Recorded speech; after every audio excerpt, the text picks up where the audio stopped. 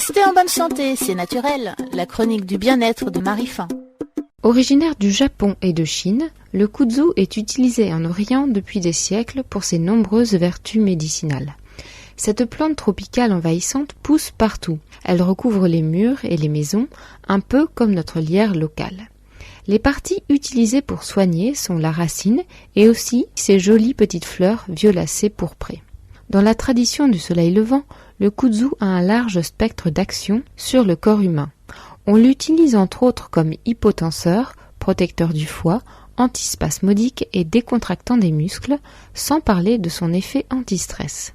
On peut également mentionner son administration en cas de gueule de bois, mais aussi de céphalée, de vertige et d'acouphènes. Les Japonais utilisent également la fécule de kudzu en cuisine, qui sert de liant pour les sauces notamment.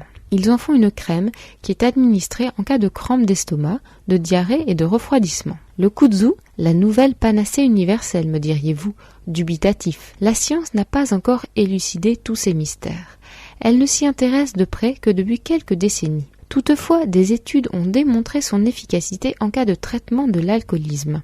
Selon le site Wikipédia, le mécanisme n'a pas encore été élucidé, mais il pourrait être en relation avec le métabolisme de l'alcool et les circuits nerveux dans le cerveau. Le kudzu contient aussi un certain nombre de substances utiles, des isoflavones, dont la dadzéine, un agent anti-inflammatoire et antimicrobien, la dadzine, un anticancéreux, et la génistéine, un agent antileucémique. Rien que ça. Toujours selon le même site, le kudzu est l'unique source d'une isoflavone, la puranine. Les composés des racines de kudzu peuvent affecter les neurotransmetteurs, dont la sérotonine et le glutamate. Autrement dit, son action sur le cerveau est indéniable.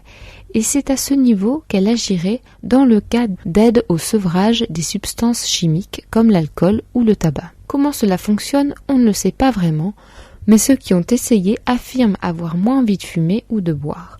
D'autres disent même que cela donne un goût amer à l'alcool. Le plus, c'est que le kudzu augmente le taux de sérotonine dans le corps et par conséquent aide à maintenir une humeur plus stable, même en cas de sevrage, un détail qui peut s'avérer fort utile tant pour le sevré en devenir que son entourage. Question pratique, le kudzu se trouve facilement sous forme de gélules dans les herboristeries et en magasins bio ou diététiques. Depuis peu, la demande est en hausse, une sérieuse concurrence aux cigarettes électroniques et autres patchs, l'avenir nous le dira.